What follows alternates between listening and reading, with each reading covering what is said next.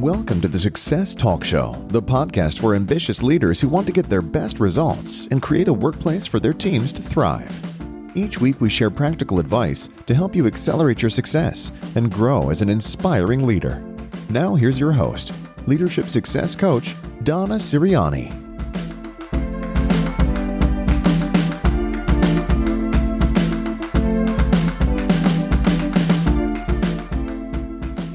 Welcome to another episode of the Success Talk Show. This is Donna Siriani, Leadership Success Coach and founder of Success Compass Academy. And my special guest today is award-winning marketing demand generation leader, national keynote speaker, and social media evangelist, Amanda Healy.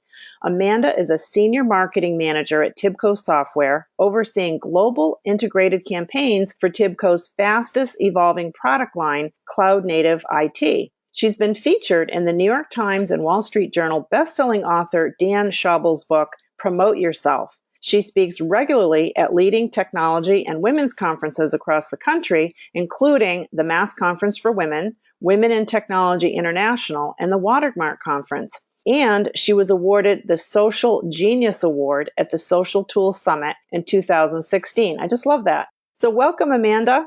Thank you so much. I'm so excited to be here and speaking on my favorite topic of social media and personal branding. Yeah, in fact, one of the reasons I invited Amanda for today's podcast is because for a few years, we've both been attending the Women in Technology International Summit out in San Jose, and we usually are competing. Like I'm talking about personal branding, you're talking about LinkedIn. So I wasn't able to go to your talk. So I finally got to go to it this year, and I loved it. I learned so many great tips. And the reason why I wanted to have you as a guest is because so many of my coaching clients, when we're looking at their personal brand, they want to make a good impression. You know, some people may be starting a job search. Others maybe simply want to be more deliberate about their reputation and how they put their personal brand on LinkedIn. So I just thought your workshop was fantastic. And that's why I came up to you, I think, right after and said, hey, would you come on my podcast? I'd love to have you share some of your great nuggets,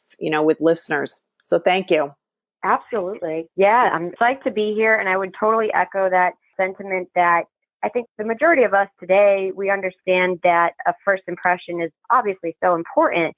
But what we're coming to learn and what we're coming to accept is that in 2017 and beyond, our first impression is very likely to be a digital first impression. And while that might seem a bit scary, maybe you feel that you don't have enough control over it, you actually have so much more control over formulating that digital first impression than you do necessarily a traditional physical first impression. So my hope for your listeners today is to really understand, how do I put my best foot forward in the digital sphere when it comes to LinkedIn, but also how does that traverse other social networks as well? So excited to speak further on that. Yeah, and I guess the first question I have for you, Amanda, because there were some eye-openers, when I sat through your workshop. And so I'm just curious, since you really are an expert on this, what are some of the most common mistakes that you see people make with their LinkedIn profile? That's a toughie. It's tough to know where to start. But what I would say is that I've worked with folks from intern level, I'm talking high school intern level, all the way up through C-suite, Fortune 500, CEOs, CMOs, COOs. And what I've found is that really their hesitations, their concerns, their mistakes aren't that different from one another, despite their different positions, roles, industries. So I think the number one mistake is really waiting to get started. So I always think of that song, The First Cut is the Deepest. And when it comes to social media, sometimes that first tweet is the deepest. Sometimes that first cut at putting together your LinkedIn is the deepest. I think folks build this up in their minds into something that is so large and so unattainable and so scary that they overthink it instead of just getting started. So I think today, literally making that first step, if you haven't already, towards either optimizing your existing profile or starting a brand new profile is the number one mistake I see, that people just overthink it, think that they're going to make a mistake, so therefore they don't post a picture or they don't post a status. The next mistake I see, and I see this constantly, is that the greater majority of folks look at LinkedIn And in their mind, they brand it as their online resume. They think that if they take their CV in its Word document and they upload it to LinkedIn, they're done. It's auto-populated all the fields. They can give themselves a big old pat on the back. It's a done deal. It's all set. That is not only a disservice to all that LinkedIn has to offer, it's honestly a disservice to the professional who's using that LinkedIn profile. The way to stand out on any social platform, but on LinkedIn in particular, is to treat your LinkedIn profile as your personal website.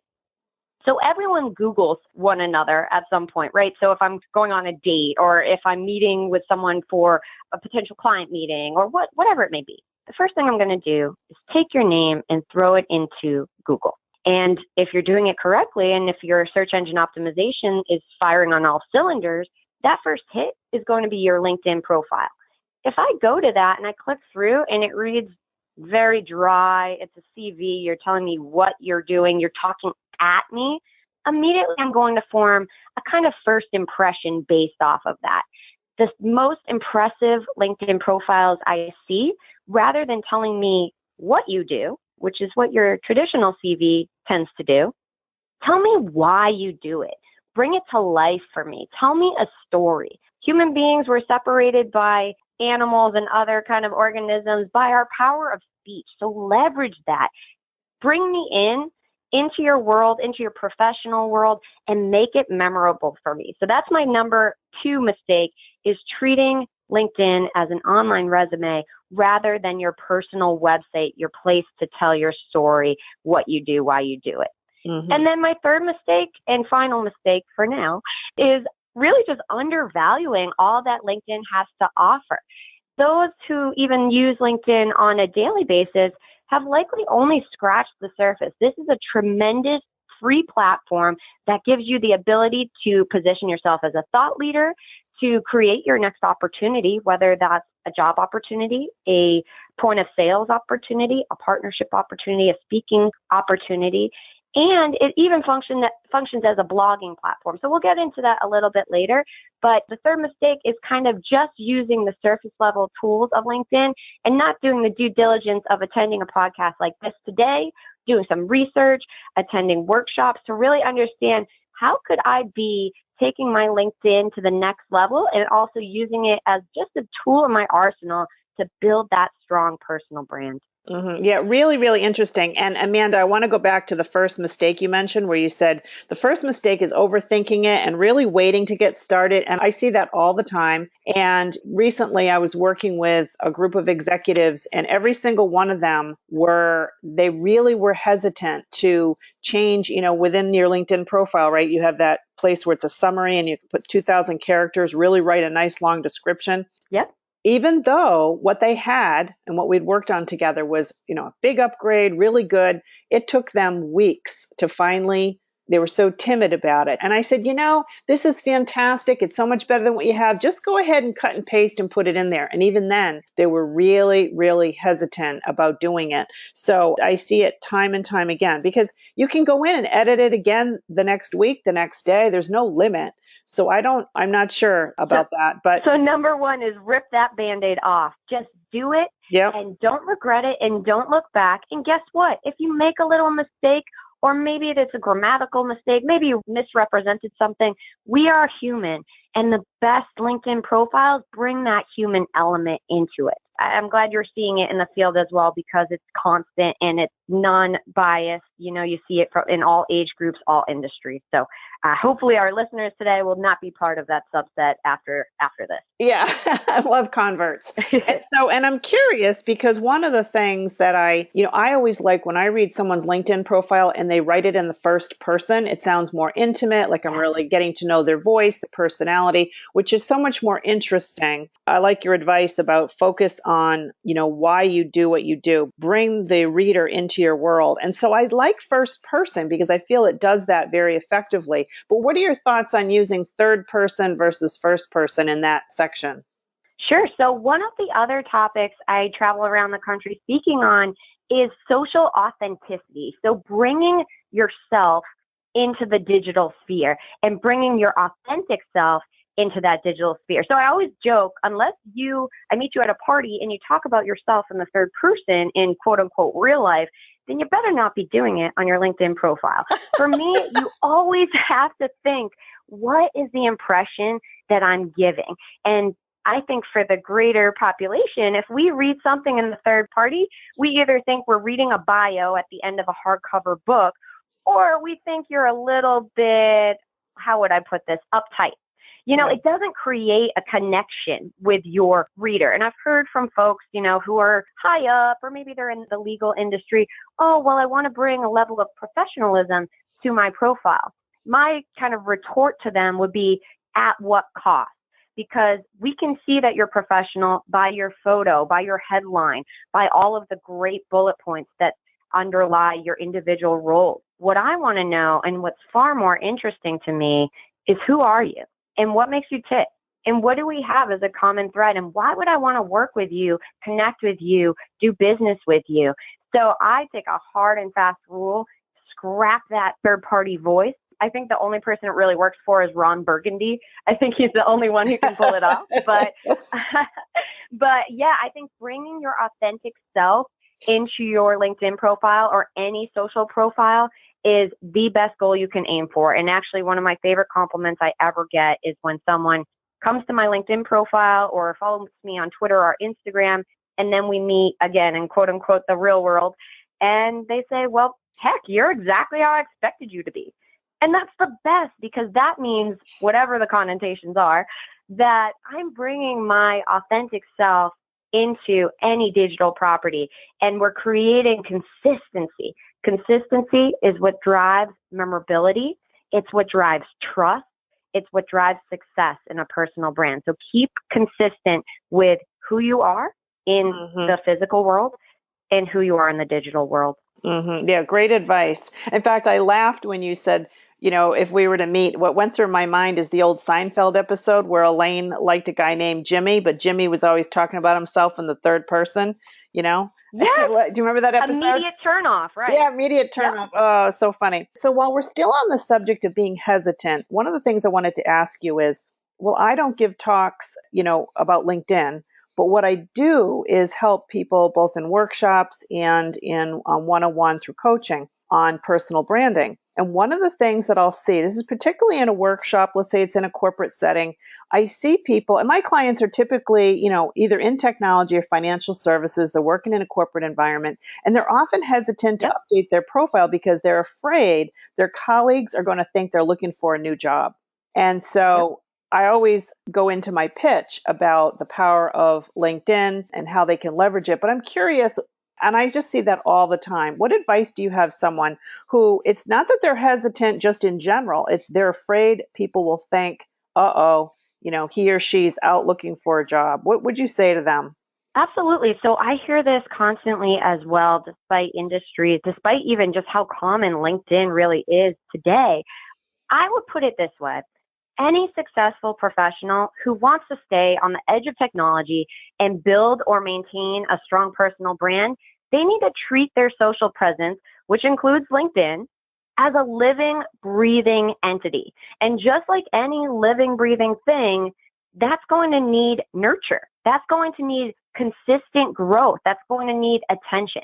So I think, this podcast is a perfect quote unquote excuse to use as your impetus to go ahead and make some quick changes, and we'll teach you a few today, onto your LinkedIn, and then just make it part of your daily practice. So it shouldn't ever look out of the norm that you would be adding a bullet point or subbing out your headline for something that's more potent, because your management or your company just views you as a leader in social. So for me, I change out things in my LinkedIn on the daily, but within my industry, within my company, that's expected. We want to see progression from you. We want to know what you're up to. We want you to be sharing things on LinkedIn. So that's a good place to start. Rather than optimizing your profile out the gate, start sharing actively on LinkedIn. And I have a quick, easy rule for basically sharing on any social network. I use what I call the 3 E's. So if I'm going to share something anywhere, whether it's Twitter, Instagram, you name it, LinkedIn, it needs to hit one of these 3 words that start with E. Either it needs to educate my audience in some shape or form. It needs to entertain them. So maybe it's a meme, maybe it's a BuzzFeed article, whatever, maybe it's a video, or it needs to elicit some kind of emotion. So it either needs to cause someone to feel some sort of way, whether that's really positive or really negative or really have an opinion. That's where you're going to see engagement. The most viral of any content, when you look at videos that go viral, they typically hit all three of these E's.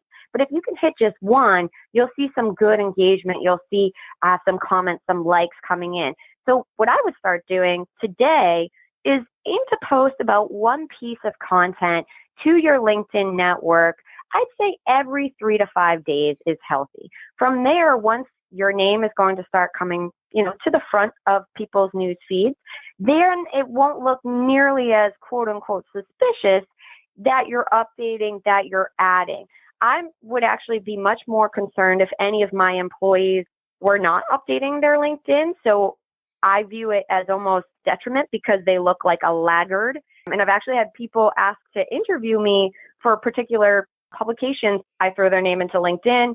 Oh, they have an out-of-date LinkedIn, not completely filled out. They're not actively maintaining it.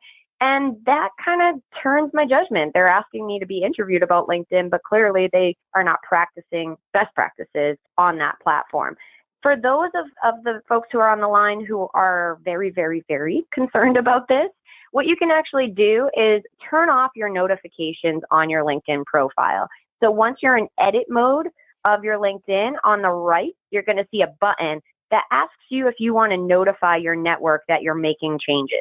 It's a toggle switch. It's super easy, and you can shut that off. Again, my best practice is to keep that on because the ultimate goal of your profile is to drive more traffic, just like a website for a company. The more traffic, the more opportunities. And when you have those notifications on, your network's receiving updates that you're creating updates on your profile and therefore more likely to visit. If you're making tiny itty bitty changes, what you might want to do is instead turn them off as you're making those changes to your summary or to your headline. And then once you've got it in a place that you like it, go ahead and switch that on so your network will only receive that one notification. But again, it comes back to your first question, Donna. Rip the Band-Aid off. Make this part of your active practice. You've got to recognize that this is good for you and it's good for your company because it shows that, again, you're on the cutting edge of technology. You're progressing through your career. And, oh, by the way, look at these great articles that he or she has shared that's added value to their network.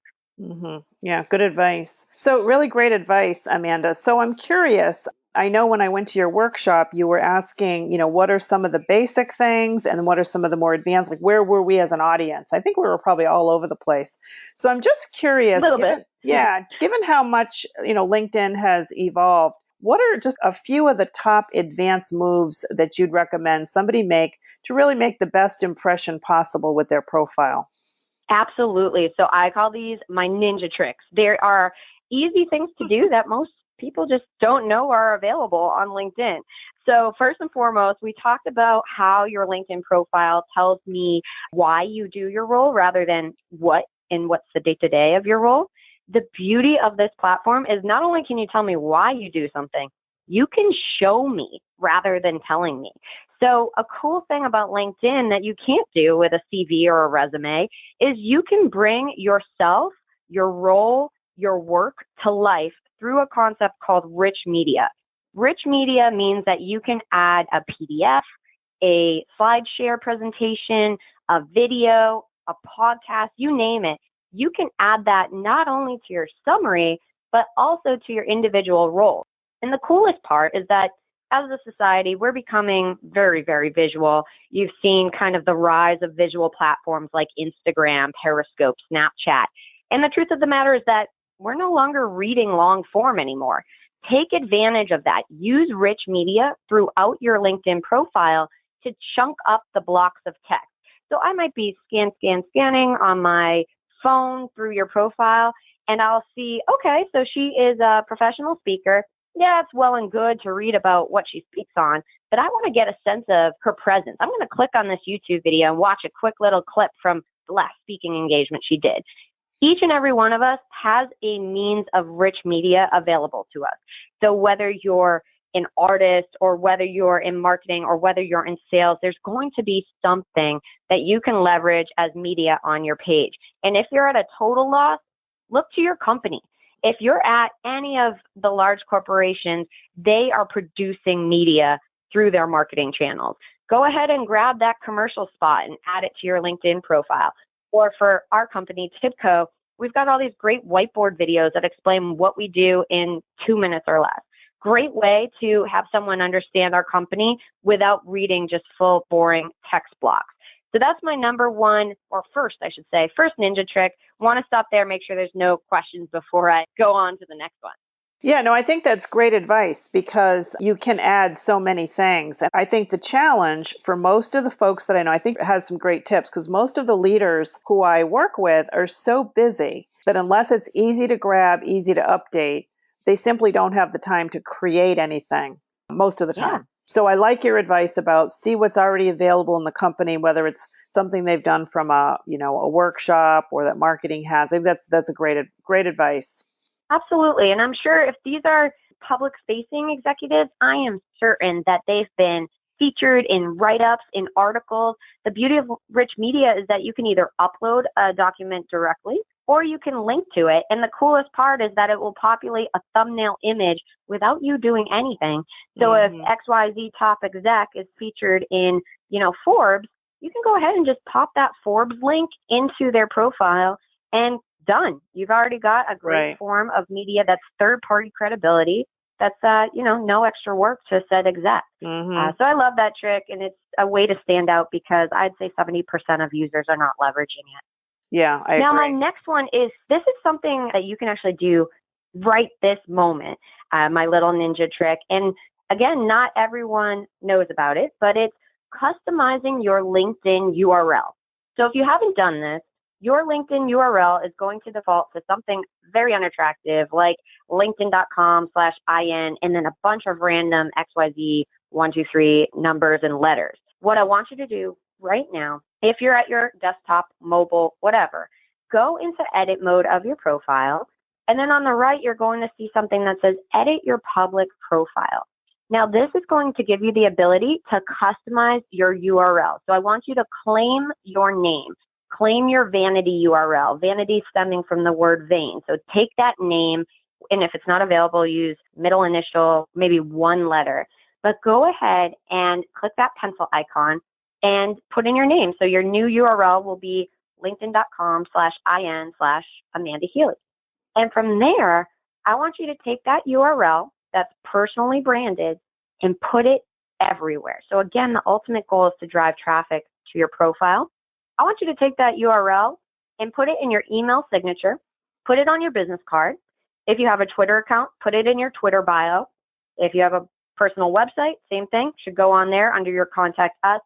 Put it everywhere. Again, this is just helping to drive incremental traffic back to your site. It's using your own name as a branding tool, and it's a quick, easy thing that's totally free and much more memorable than using XYZ 456. So that's my next immediate little trick that I want everyone to go ahead and do if you haven't done so already. Great. Love it. Good. And then my ultimate, this is for my all-stars out there who are really just nailing the LinkedIn game already, very well versed, and also people who really love to write. So the coolest, I think, number one coolest thing about LinkedIn is that they also are a blogging platform. So if you were to decide right this moment that you want to start a blog, it would require incredible effort. Not only would you have to put together the content, you'd have to buy a domain, you'd have to start to source an audience, and that audience is going to be the hardest part, getting people to that blog site. Instead, LinkedIn has a blogging platform that sits right on top of the actual LinkedIn interface, and you can start blogging in this moment, right this second. And not only will that blog, once published, be sent out to your own network, it'll be sent out, depending on how you hashtag it and how you term it, it will be sent to LinkedIn's entire global user base. So say I write a blog about social media and I tag it social media, digital media, whatever it may be. Anyone who has expressed some sort of interest in those topics or have it in their title, or anyone who's termed by LinkedIn's algorithm to be part of that subset, they're going to see it on their newsfeed. They're going to see it in email communications from LinkedIn. And it is absolutely tremendous. The exposure you can get, that leadership potential you can gain out of this, and the opportunities you could even drive out of this. My favorite quick example is a friend of mine, very talented marketer, was laid off for the first time in her life, took to LinkedIn, had never written a blog post ever before, wrote a quick, pithy 5 things I learned while being laid off. It was very well written, mind you, but she hit publish, and within a half an hour, you can see exactly who's viewing it. So she had, in a half hour, 250 views. In an hour, she was up to 585. And by the end of the day, she had 3 interviews lined up for her next gig.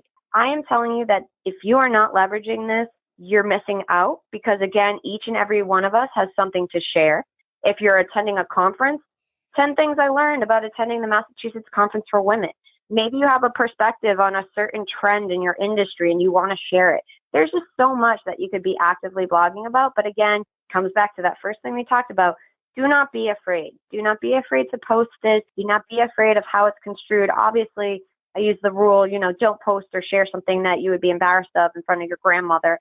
But I think this is a great way to get your name out there and for someone to get to know you on a much deeper level than they possibly could with just a CV. Mm-hmm. I love it. And I guess I should explain how to do that too. So real quick, if you want to write a blog to LinkedIn, you would go ahead and click to your homepage, and right where it says share an article, photo, or update, you would click the button that says write an article. That'll pop out a second tab called LinkedIn Publishing. It looks very similar to WordPress, super intuitive. You can add a photo, a headline, etc. But this is how you would do it. So if anyone today goes ahead and writes a blog post, please send it over to Donna and myself so we can make sure to engage with it. And heck, if you're looking for a topic, what did you learn from this podcast? So just some food for thought, and hopefully that's helpful. Yeah, very, very helpful. And it's interesting, Amanda, I knew about the blogging feature, but what I didn't know is there are times when people's blog posts are showing up in my feed and I didn't know why. They're not somebody I'm following. So I was wondering, and if somebody in my network clicks on like on an article, then I'll see that. But there were those mysterious posts that I wondered where they came from. I knew there was an algorithm somewhere, but anyway, so I love your advice. And, there are a lot of my clients want to be seen as a thought leader in their industry, but the idea of writing a blog is daunting. And so I think once if someone sees a simple example where it doesn't have to be very long, it could be just a few key points, I think it just starts to demystify the process. Absolutely. Use bullet points, make it short, make it snappy, make it interesting, and incite dialogue. I think people overthink many, many things in life, and this is one of them. Yeah, I agree. I've been there. I share that sometimes too. But you know what? Totally, there was something. We all do. Yeah, and there was something else. So I love all your tips. Use media to break up the text on the profile. I think we can get really creative on that. I know I've started doing that recently. Customize your LinkedIn URL so it actually has your name. So you start using it as your brand and you can, populate that everywhere. And then the blog. I think those are all fantastic ninja tricks, as you call them. But, there was something really simple, and I want to ask you about it. Something really simple that I've often wondered when I look at LinkedIn. Everyone has the opportunity to put an image as a banner on their LinkedIn profile. And so I'd love to hear, now many people just leave it as the default, whatever comes with LinkedIn. But I'm curious, what advice do you have for somebody who would like to put a different photo there? But, what type of guidelines should they use to pick a photo that would be, appropriate for their LinkedIn profile? Absolutely. So when I do my more long form kind of workshops for LinkedIn, the thing I start out with is that whether we accept it or not, each and every one of us is essentially a product, right? We're being consumed by other people. We're presenting a value proposition. And maybe it's because I'm a marketer, but this concept helps me tremendously when I look at the various components of a LinkedIn profile, thinking of yourself as a product. And if you have that mentality, the very first thing that you're going to see when you visit someone's LinkedIn profile is going to be that banner image. So if I'm a product, that banner image is my product wrapper. It's the very first thing that someone is going to see when they look at a product. It's also the very first thing that they'll form some kind of opinion on. And you're right, the greater majority of LinkedIn users do not have a banner image. This is a great way to differentiate right out the gate, because a lot of folks assume it used to be a premium feature of LinkedIn. Now it's available to each and every one of us. It's completely free. So aside from that other immediate homework that I gave folks today, this is your other piece of homework. For now, get something there. LinkedIn will give you a few different suggestions, placeholders that you can at least use for now, again, just to stand out right out the gate. But the best thing you can do is really tie that image back to your personal brand. So if you were to visit my LinkedIn profile, the very first thing you see is me in my element talking to all of these badass women in the crowd and getting into my presentation, speaking at one of the women's conferences I was recently at. If I didn't have that photo available to me, I would be looking at things like, how do I tie in social media into this image? How do I tie in speaking? How do I tie in demand generation? Again, an easy default that a lot of the salespeople I work with will go with is they'll go with their corporate template. So if I'm a salesperson for TIBCO, I'll have a really cool kind of tech-focused background that has the TIBCO logo on it. So again, you can always go back to your creative services, see what's available, see what you can leverage, poke around on your website, see what you can leverage. But again, the best ones tie it back to what is your core personal brand. And that's not an easy kind of question to pose to yourself, but what you're essentially asking is, what do I want to be known for? What is the imagery that best expresses what I've done, what I'm doing, and where I want to go? So before LinkedIn did their overhaul of the platform and they made the background image a lot better and easier to find one that works, I used to have even just an image of the Boston skyline. I'm super Boston proud. Boston ties into my personal brand, not as much as my new image does.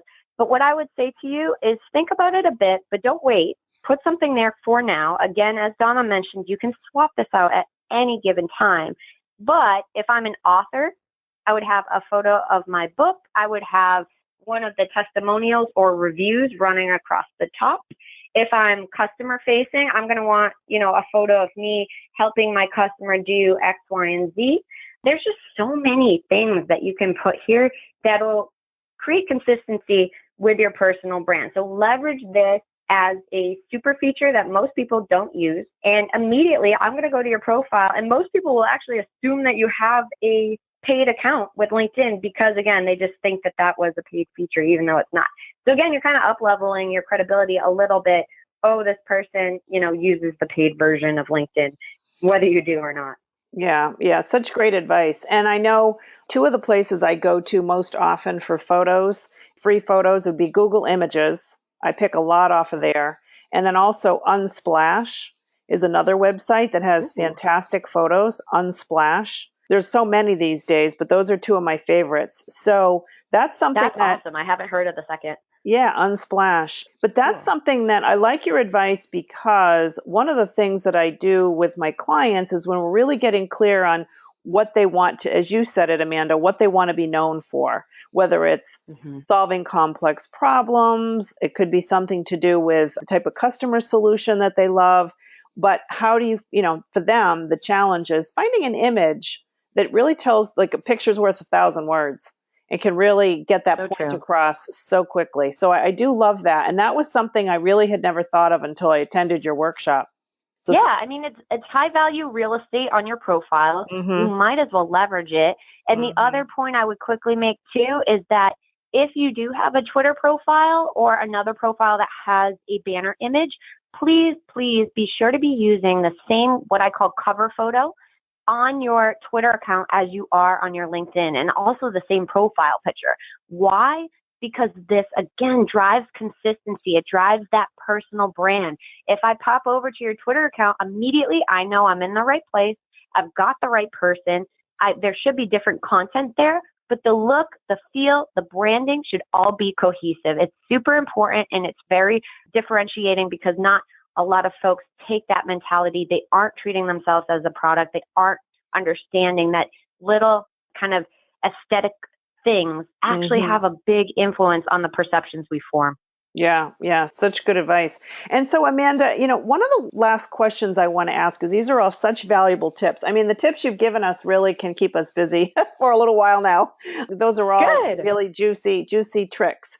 But one of the things I'm curious about, where, again, you and I have met, over the last few years, and you've had a very successful career. You're very visible. You're passionate about what you're doing. Anytime I've seen you, you just are thriving. And I've seen other people just say that the best advice they ever got around LinkedIn or social media in general all came from you. So you have a great reputation. So now I'm just curious, when you look back at your own career in technology, what do you wish you had known earlier? Are there any lessons learned that you'd like to share with the audience? There is. So when I look back kind of from where I've come and what I've been able to do and the people I've been able to meet, I think the one thing that I would have started doing earlier is bringing my authentic self into each and everything that I do. So I think when I was first starting out, I had this perception that I needed to have a work self and I needed to have a personal self, and those lines were not blurring. I think in today's day and age, and certainly beyond, again, for better or worse, the digital realm and the physical realm are traversing. And when those two selves don't line up, we're actually hurting ourselves. We're creating cognitive dissonance in the minds and eyes of our audience. So there's nothing more jarring to a human being than what you expect, and what the reality is different. So I think the big thing I would have changed is I would have found my voice a lot sooner, and I would have owned it. I think that every single person has something to offer, has something that drives them, but has this fear, this trepidation that's holding them back. I'm working on this every single day, but I think just knowing who you are, knowing what's at your core, and being confident in the value that you bring, and then sharing it with the world. There is absolutely nothing more incredible and powerful in my life than when I have the ability to share knowledge with others, to help others, to make a difference, whether it's just optimizing a LinkedIn profile or whether it's something that has a larger impact on their livelihood. I think just staying true and developing that voice, but not being afraid to have that voice inside and outside of the professional sphere, the digital sphere, the personal sphere. For me, I found out that being 2 people or 3 people at once is just too much work. So I've decided to just be myself. And I found that having that authentic human quality actually attracts people to you more. It develops a level of trust, and it creates more meaningful engagements, not only for them, but for you as well. So that would be my piece of advice, is find your voice and own it. Yeah, I think that's great advice, Amanda. And as you were speaking, I can really personally relate to your advice, because when I got out of college, and I was typically for many years the only female in an all-male environment in technology, started as a programmer, worked my way up. And so in those mostly male environments, I was always intentionally and deliberately trying to be super serious, professional, and act a certain way to fit in. And it was many, many years later into my career that I finally started to realize what you were saying about better to be authentic, let your hair down, really let your personality shine. And so what I love about personal branding work, and your LinkedIn profile is a great place to weave that in, but what I love about the personal branding work is people getting in touch with what they maybe take for granted. So I even go so far as to, in my Acclimate to Accelerate program, I actually will do a 360 feedback with each person, because then they get to see what others really most appreciate about them, because often it's something they take for granted. It comes so naturally that they don't even realize it. So sometimes it does take that self-reflection, getting some feedback, because like you said, for us to own it, we first need to be aware of it. I love that exercise, and I think it's so important, because if you play to your strengths, you can't lose. but Right. you've got to know what those strengths are. Yeah. So anyway, so much great advice, Amanda. I know there's so much more to cover, but I really so appreciate you taking the time today to share all of this with us. And if someone's listening and they really want to find out more, what's the best way? I probably know the answer to this. So what's the best way to connect with you?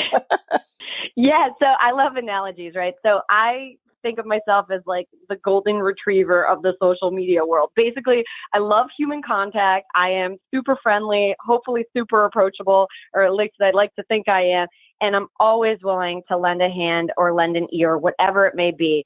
The best ways to reach me are actually over Twitter because, as you might imagine, since I speak on the topic of LinkedIn so often, I'm a little bit backed up on there. I've got a lot of messages, connection requests that I need to sit down and kind of toil through. So the quickest way would be tweet to me, send me a direct message on Twitter, and then you're more than welcome to use my personal email. So my email is my first name, Amanda.Healy, Healy, 37@gmail.com. But again, this is my lifeblood. I think you can hear it in my voice. I get so psyched to talk about this, to help with this. So if you have questions, comments, feedback, if you need a speaker, if you need a workshop, whatever it may be, get at me. Don't be afraid. Again, I don't bite. I'm very, very friendly, and I'm happy to help. Terrific. Thank you, Amanda, so much.